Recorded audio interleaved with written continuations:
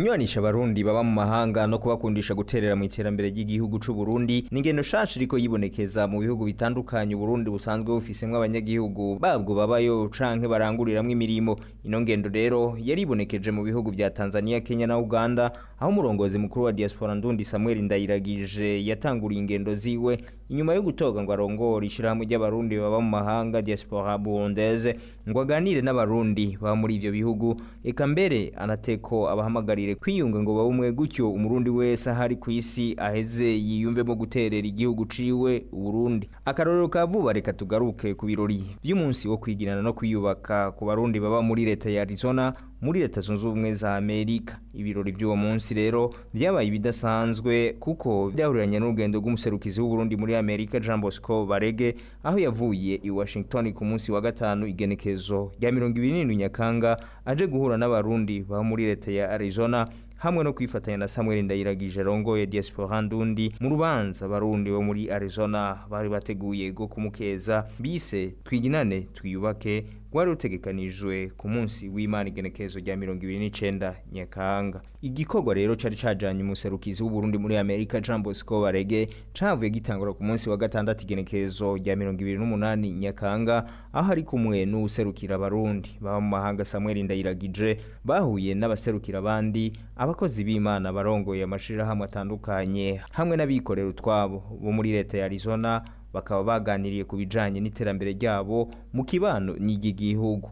Baranaganiriye rero no ku bibazo bitandukanye, aho mbere banashitse no kukungene bo kwiyunga bakabumwe bagakorera mu runani no mu bumwe bakarengera ubutandukane bwabo no kutumvikana byari bimaze igihe nubwo bitagaragara neza. Abo rero bari bitavye iyo nama bahavuye basabana imbabazi, bongera biyemeza ko bagiye gutangura ingendo nshasha kugira ngo biyubake banateza imbere abarundi aho bari hose muri Amerika n'ahandi. Ubuserukizi bw'u Burundi muri Amerika bukaba rero bwaranejerejwe niyo ngendo nshasha y'umwizero yaranze abo barundi muri iyo nama, yuko rero bonse rimwe biyemeje gusubira kuja inama n'ingingo kugira ngo basenyere ku mugozi umwe. Abo barundi baserukira abandi muri leta ya Arizona muri leta zunze ubumwe za Amerika bose barakeje umurongozi wa Diaspora Ndundi Samuel Ndayiragije ku mabanga mashasha aherutse gushikira. Ibirori nyezina navyo byaranze umunsi w'Imana igenekezo rya 29 Nyakanga byari bijanye n'umunsi mukuru abarundi baba muri leta ya Arizona bise twiginane twiyubake event. Ivyo navyo rero bikaba byatangwa igihe cy'isaha 10 z'umuhingamo, aho byuguruwe n'igisabisho hakurikira ururimbo ruhayagiza igihugu c'u Burundi. Inyuma yaho rero abarongoye amashengero n'amadini, abarongoye amashirahamwe atandukanye n'imigwi itandukanye bafashe amajambo bakeza Samuel Ndayiragije kubw'amabanga mashasha yo kurongora abarundi baba mu mahanga aherutse gushikira.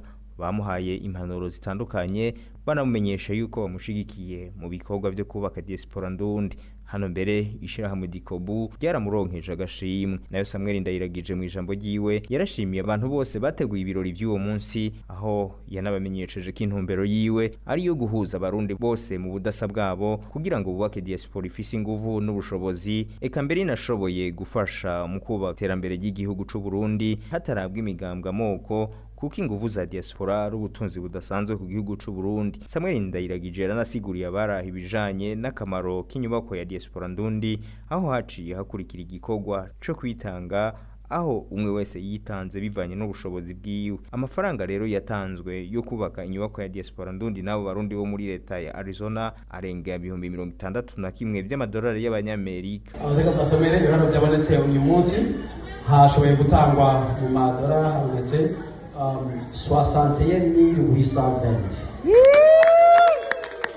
Ngo mirongo itanu na kimwe n'amajana 820 mu madolari.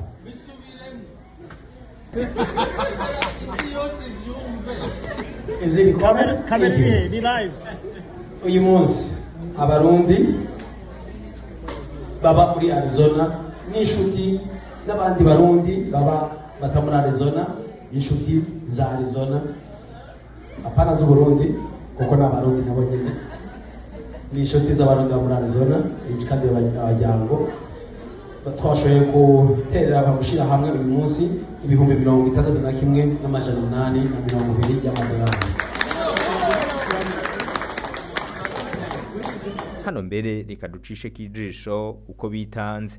Pascal Munyundo yatanze ibihumbi 200 vy'amadolari, Anise Ndagijimana atanga ibihumbi 10 vy'amadolari y'abanyamerika, Dieudonné atanga ibihumbi 5 vy'amadolari. Tugiye kubatanze hagati y'ibihumbi 2 n'igihumbi, Simeon Nkunzumwami yatanze igihumbi n'amajana 2, Havyarimana Bonita atanga igihumbi, Everine Maniragaba atanga igihumbi, Vincent nawe nyene atanga igihumbi, Deo Baransaka atanga amajana 9, Pasiteri Bagenzi n'ikindi atanga amajana 7, Ambasaderi Julie hamwe n'umufasha we batanga amadolari amajana 7, Aimable atanga miliyoni 5 z'amafaranga y'amarundi, umuryango wa Eruwa Muhigwa nawe nyene utanga miliyoni 5 z'amafaranga y'amarundi.